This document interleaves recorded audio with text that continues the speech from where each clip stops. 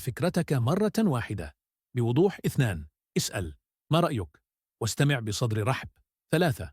اربط كلامك بتجربة أو قصة شخصية. 4. قل له: خذ وقتك في التفكير، القرار لك. بهذه الطريقة سيتذكر كلامك ويحترمه، وقد يقتنع حتى بعد أيام.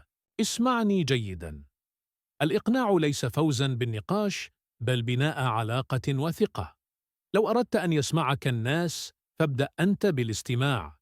لو أردت أن يقتنعوا بك، اجعلهم يشعرون بأنك تفهمهم. لا تكن من الذين يطاردون الناس بكلامهم، كن من الذين تفتح لهم القلوب والعقول. الآن جاء دوري أقنعك. لو أعجبك هذا الفيديو، شاركه مع شخص تحب أن يتعلم فن الإقناع، واكتب لي في التعليقات: موقف حاولت فيه تقنع شخص ونجحت أو فشلت. ما الأسلوب الذي كنت تستخدمه؟ إقناع أم إلحاح؟ واشترك في القناة، لأن القصة لم تنتهي هنا، بل بدأت الآن.